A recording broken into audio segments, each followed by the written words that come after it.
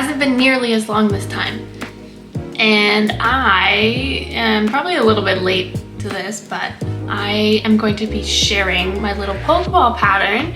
I've made a couple here, so these are 2 different sizes, just same pattern, 2 different sizes of yarn. This one uses the size 4 yarn, which is the one that we're going to be doing today, and then this one is using size 3 yarn and a smaller hook to match. This is an old pattern that I dug up a little while ago, and you know, Pokemon just came out not too long ago, a little late to the game, but that's okay. I thought I'd share it with you anyways. So hopefully you like it, and we will hop right into the pattern. A couple of things before we start. This is all using US terms. We are working within the round, and the stitch that I'm using is the yarn under stitch, which is a little bit different than yarn over. I do have a video on that if you want to check that one out. I just find the stitches a little bit tighter. And the key with this is to find the crochet hook that will give you kind of the tightest stitch, the smallest hook that you can use with that yarn. What I like about Amigurumi is that you can pretty much size up or size down any project just by using a bigger hook size or a bigger yarn size. So if you want to do a nice big plushie, you can totally do that. You just need to use a bigger sized yarn. If you want to go smaller, which I have done, which I like these little mini ones, you just have to go a little bit smaller on your yarn size. But hopefully you guys like it, and yeah, let's get right into it. Okay, so I'm using some scrap size 4 yarn. This is red. I think it's the paint box in color 214, but I'm not sure. And then I have some paint box Simply Aran, again in the shade Paper White, but again, you can just use scrap yarn for this project. It's no big deal. And then I have some black colored yarn. I think it's called Pure Black, and this is also paint box Simply Aran, which is also size 4. So you can use any size yarn for this. Just remember, it's going to turn out larger or smaller depending on the size of yarn you can use, but you can use whatever you want. Just try and keep it all the same size. And then I'm going to be using a 2.5 millimeter hook. I usually use my 3.0 millimeter, but like I said, use the smallest hook that you can possibly for this project. So I'm using a 2.5 today, but no biggie. And then you're going to need a tapestry needle, a stitch marker, and some scissors, as well as some polyester fiber fill stuffing. You don't need too much of it, but definitely have a little bit on hand. So we are going to be taking our 2.5 millimeter hook and the red yarn, and I'm going to start by making a magic circle. I have a video on this, but I'm trying to go really slow for you guys so you guys can see what I'm doing. So yarn over your 2 fingers, in, pick up that loop, pull that yarn back, yarn over, and then through that little loop, and then we're going to be putting all of our stitches into that little loop that we've made now. So we're going to put 6 stitches in here, so 6 single crochets into this magic circle to make a magic circle of 6. Oh, that was a mouthful. Okay, so magic circle of 6. And just like last time, I'm going to try and go really slow, or I'm going to try my best to go really slow and not cut out as much so you guys can see. And we're just going to be pulling that tight and then putting our stitch marker on the last stitch. So for round 1, we are going to simply increase into every single stitch. So we have 6 stitches around the circle, and we're going to increase 6 times. So that should give us 12 stitches at the end of our round.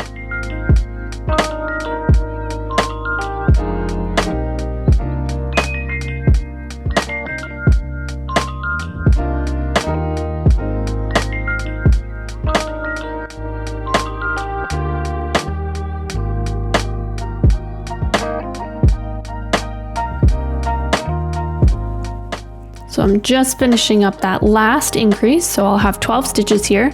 Replace your stitch marker, and then for round 2, we are going to single crochet and then increase.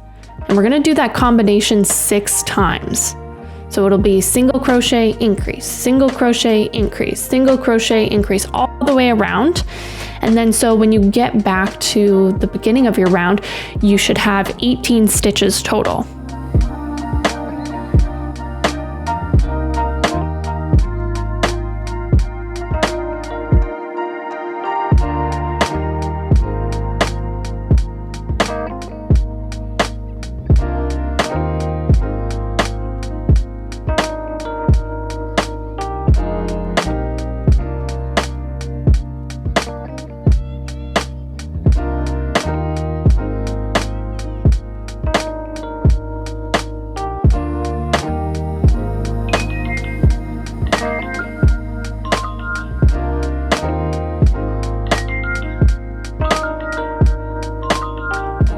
Okay, so round 3 is going to be similar, except we're going to do single crochet 2 and then increase. And you're going to do that 6 times. So single crochet 2, increase, single crochet 2, increase. And you'll go all the way around. And so at the end of this round, you should have 24 stitches. And you can see that we're just going up 6 stitches every single time. So we started with the magic circle of 6, and then we increased 6 times, which gave us 12. And then we single crocheted increased, and that gave us 18. And then single crochet 2 increase gives us 24. So we're working in like patterns of 6, if that makes sense. So I'm just gonna go around and finish up this round. And just always remember to replace your stitch marker. I forget a lot of the times, and usually I can find where it is, but when you're learning, it's just easier to just place it right back. So for rounds 4 and 5, so the next 2 rounds, we're just gonna straight single crochet all the way around. So this is 24 single crochets for 2 rounds. I'm gonna skip ahead because it's boring to watch me crochet, and I'll meet you at the end. Okay, so I have done my 2 rounds, so that should be what it looks like. And all we're gonna do is we're gonna do a little bit of a slip stitch right there, just in the next stitch over. So I've completed the round, and then I'm gonna do an additional slip stitch, and then I've just cut the yarn and pulled out the loop. So hopefully you can see that my slip stitch went into that stitch right there, and my last stitch is the one with the stitch marker on it. So I went over 1. Does that make sense? And then I'm gonna go into that same stitch that I slip stitch in, put my hook in, and pick up the black yarn, and just kind of lay it on my hook, and all we're gonna do is we're gonna try and hold it and pull it up. That's it. Then you'll yarn over your hook, and then you'll pull it through that loop. And you're just gonna be careful because this isn't sewn in, but you're just gonna leave that little tail there, and we're gonna go into the same stitch again, and we're gonna basically single crochet into the same stitch that we slip stitched and then added our yarn onto. So now we're just going to single crochet all the way around until we hit our stitch marker. So you should still have the 24 stitches, including like that first single crochet you did. So I have just worked all the way around, and I am meeting up with my stitch marker here. I'll take off my stitch marker, and then I'm going to single crochet into the stitch that had the stitch marker on it. So that's the last stitch of the round. I'm just single crocheting. And then all we're gonna do is we're gonna find that first single crochet that we did in black, put our hook through, and we're gonna do it like a slip stitch to kind of connect those together. And like, that's it for the round. So I am going to cut my yarn here, because that's it. That's all we're doing for the black color. And then I'm going to pull out that loop. And so hopefully you can see I've kind of made like a false end that I can kind of cinch together. And this is where I've slip stitched into. So you can see me kind of pulling that tight, and we're gonna put the stitch marker not in the slip stitch, but in the last single crochet that we made. So we're not counting slip stitch here, okay? Not the slip stitch, just the single crochet. Hopefully that makes sense.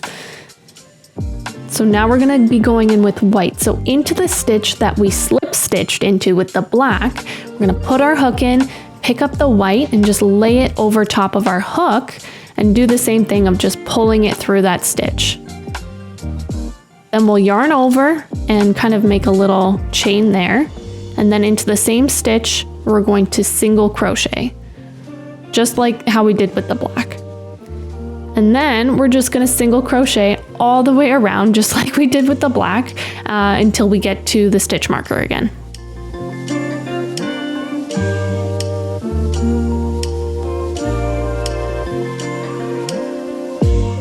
Okay, so I have almost completed my round of white. Just getting back to that last stitch marker. And then I'm just gonna kind of finish up my round here, do that last single crochet, and I'm gonna stop, and I'm just gonna make sure that I have enough stitches. So counting from the actual single crochet, count all the way around, and make sure you have 24 stitches. Now, instead of connecting it like we've done in the past, we're just gonna straight single crochet into that first white single crochet that we've made. A little bit different, but it kind of just pulls it all together. Okay, so now for the next 2 rounds, we are going to straight single crochet all the way around. So that's 24 stitches in each round. And I'm gonna meet you back once I've done those. Okay, so I'm just finishing up my last round of straight single crochet. So you can see we've kind of got 3 rounds of white. So where we've color changed that first one, and then the 2 just straight single crochet. And what we're gonna do now is we're gonna invert it. So you can see that this is the wrong quote unquote side of my work, just by looking at the stitches and how they look, and also where the yarn tails are. And we're gonna deal with these yarn tails now. So all we're gonna do is pretty much tie them together. I am so lazy and it's not going to be seen anyways.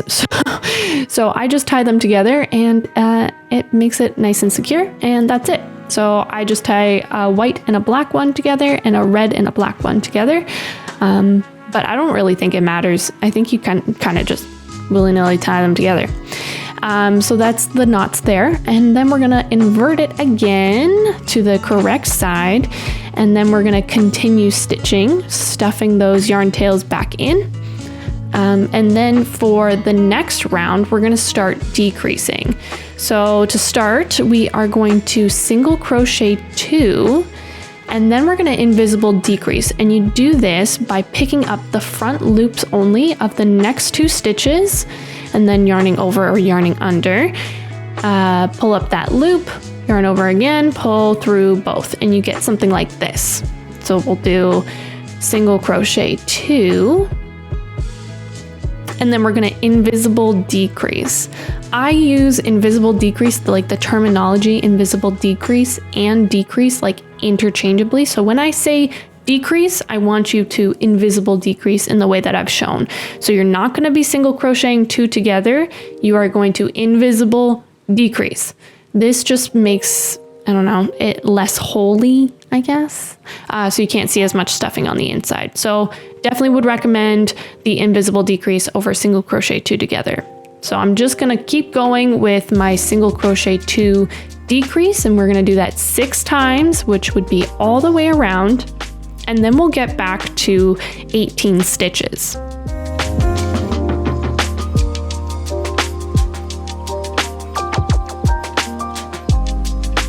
So I'm just finishing up my last invisible decrease. There we go. And then replacing that stitch marker. So now for the next round, I'm going to do something similar, except we're going to do single crochet and then invisible decrease. And you're gonna do that all the way around, so that's 6 times, until you get back to the stitch marker. And then at the end of that round, you should have a total of 12 stitches. So you can see we're kind of mirroring how we've increased with the red yarn. We're decreasing in the same fashion as how we increased. So we'll just, essentially every single round, we are decreasing by 6, if that makes sense. I don't know how everyone's brains work, but sometimes that makes sense to me.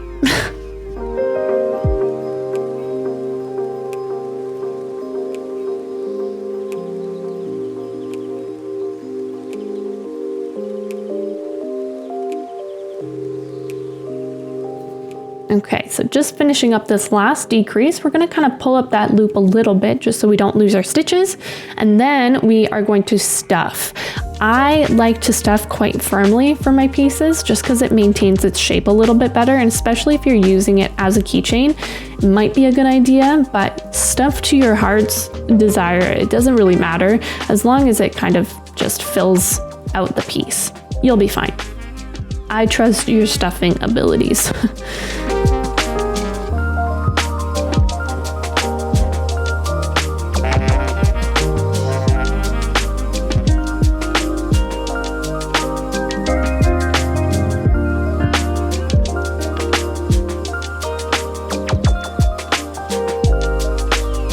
Okay, so after we're all stuffed, we are going to put our stitch marker back on because I forgot, and we are going to decrease, or invisible decrease, remember I mean invisible decrease, and we're gonna invisible decrease all the way around. So that's 6 times. So you had 12 stitches, and then you'll decrease 6 times, and you'll have 6 stitches remaining.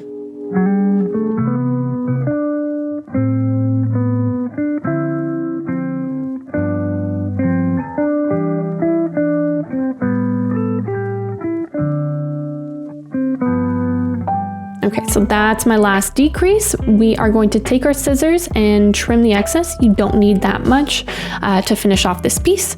And then we are going to pull out that loop and pick up our tapestry needle. And then we are going to bind off this piece. And we'll do that by picking up the front loops only of the remaining 6 stitches. So you can see I'm just pulling up that front loop, the loop that's closest to you, all the way around for the 6 remaining stitches. I like to kind of pull it to the side so I can see the next stitch over, but only go into each of the remaining stitches. Try not to go into anything else.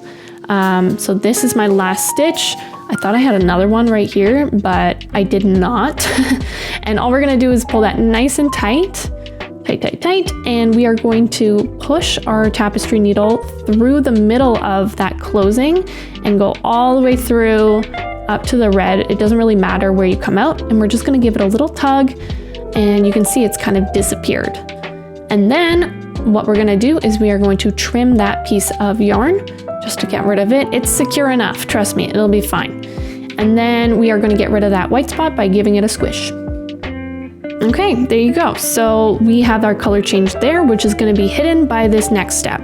So take the white yarn and your crochet hook, and we are going to create a magic circle of 5 this time. So not 6 like last time, only 5.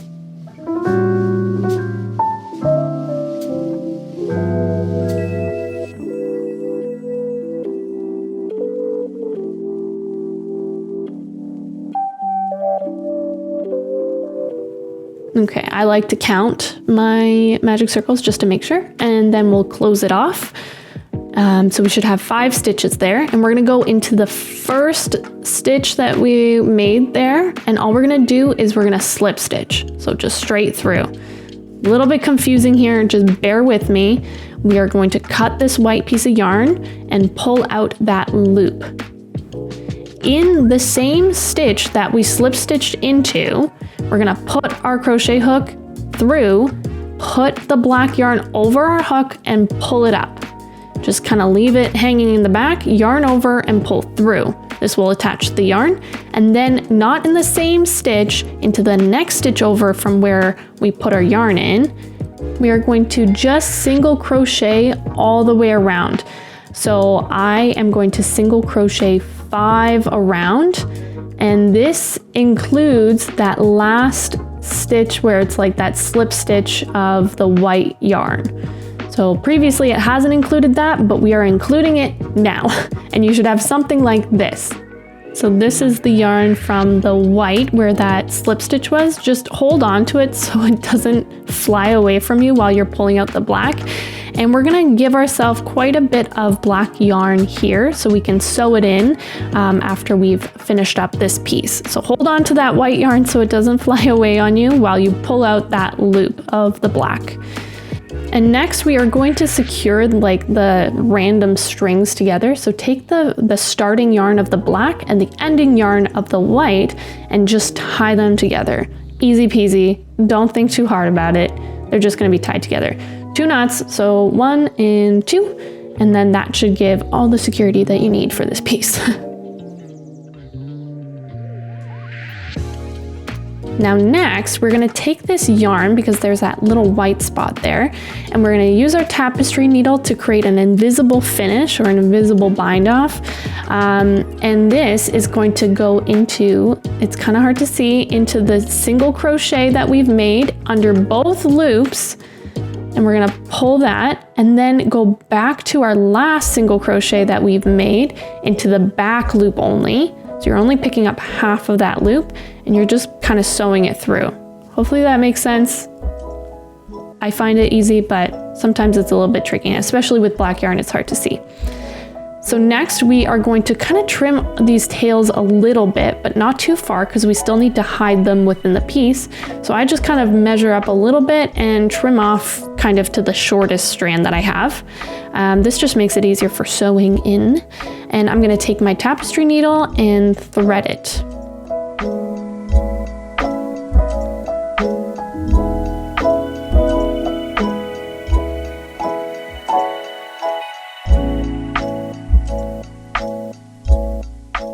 So now we can take this bundle of yarn and I'm just gonna put it around the area where all of those color changes happened on our Pokeball.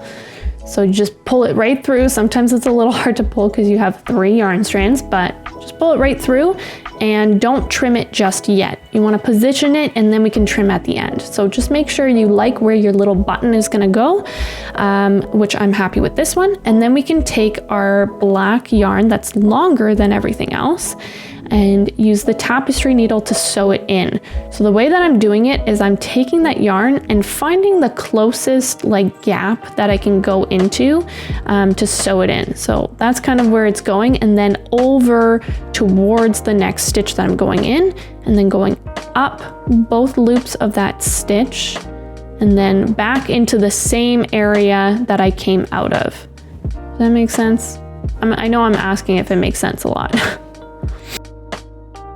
So you're just sewing down each of the 6 black stitches that you've made from the button to the Pokeball. Try not to pull the yarn too far away from the actual stitch that you're stitching into, because then that creates a little black piece of yarn that you don't want to see. But just work your way all the way around that button, sewing down each of the stitches until you're back to the very beginning.